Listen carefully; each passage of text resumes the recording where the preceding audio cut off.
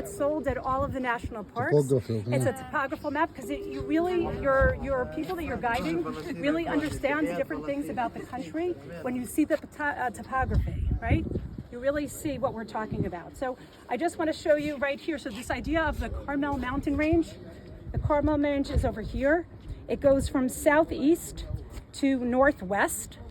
It is a branch or an offshoot of the Central Mountain Range. Okay, this is the Central Mountain Range, and the Carmel is an offshoot of that range. It's in the shape of a triangle. We are at one of the points, so this is also important for Haifa. So there are 3 points of the Carmel that create the triangle. There is the Rosh Carmel, the head of the Carmel by Stella Maris. Okay, by Stella Maris. There is the horn of the Carmel, okay, Karen Carmel, which is where we are. Okay, at the southeast point, the horn, Karen, the horn of Carmel. And then the other point of the triangle is right below Zichron Yaakov, and Ramat HaNadiv is the nose of the Carmel, Chotem HaCarmel, or the ends of the Carmel. So these are the point, these are the boundaries, that's important. Okay, the boundaries are important. So we have, the horn is the Mochaka, which is the southeast. Head is the Stella Maris, and Ramat HaNadiv, the Rothschild Gardens, that is the Chotem HaCarmel, the nose of the Carmel. So those are the borders. And it's an off branch of the Central Mountain Range. Okay, the Carmel was created later, after the Central Mountain Range, and it was created when on the east side it was a fault. Okay, so remember, if you go back to geography, it was a fault on the east side. And on the west side, it was created by the sea eroded part of the cliff on the west side. The Jordan Rift?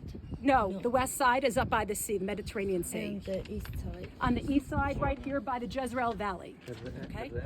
Okay. So on the east, this is an important map. You should try it together. You can get it at any national park. No, yeah. Yes, yes, and it's something that I replace it.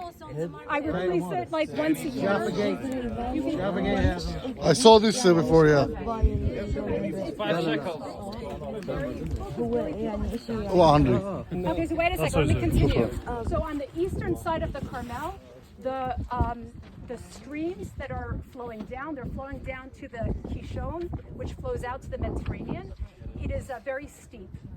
So there's actually like really good hiking. If you want to take people on something a bit of a more challenging hike, you can do that on the eastern side, okay, by like Nachal Yagor, the Yagor stream, very challenging hike. On the western side, facing the Mediterranean, it's more like rolling, gentle angles, okay, so that's the west. Now what we see below, so you got that? Yes. Okay, excellent. Okay, now looking here, now what we're going to do here, you're not going to do this when you're with people. When you're here telling a part of a story. So if you're here with Christian pilgrims, one of the stories that you can talk about is, well, there's so much. Today it's like a bit hazy. You can't really like see exactly, but this is the Jezreel Valley down below. Okay, we're going to start, we'll do the context, and then we'll go further out from there. This is the town of Yokneam to our right. Okay, on the left-hand side is the old Yokneam Mosheva. On the right is like the newer community of Yokneam. And down below here, this is the high-tech park of Yokneam. Okay, right opposite the high-tech park of Yokneam, right down. So between the village and the high-tech park, do you see that little mountain there? That's Tel Yokneam.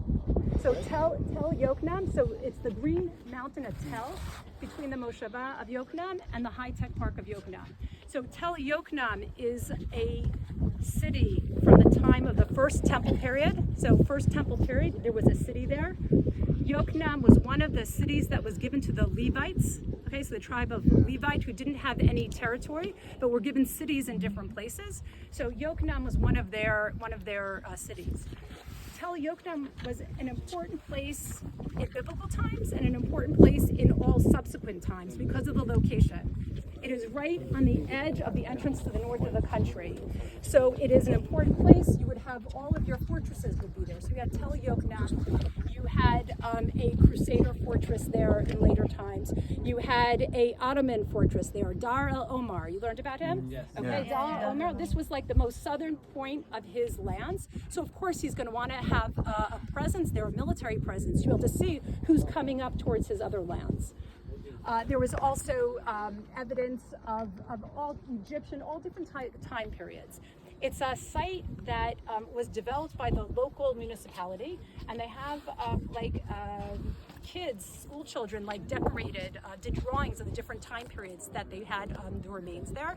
There you can see the remains of the first temple period wall. Right, that's crazy, right? Remains of a first temple period wall.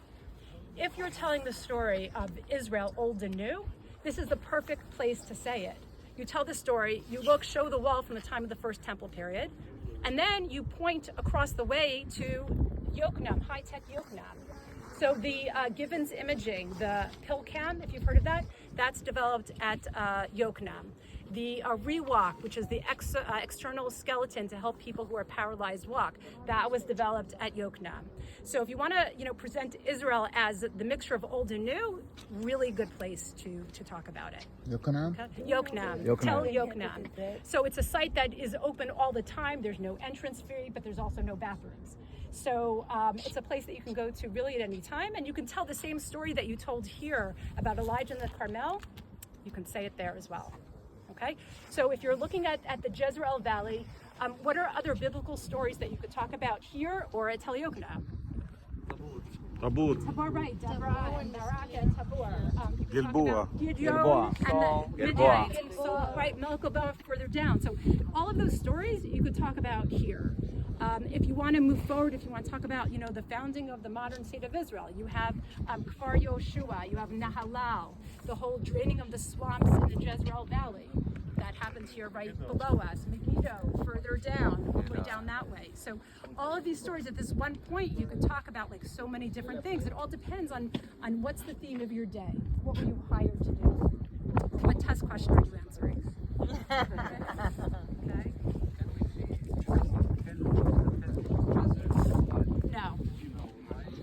No, you can't.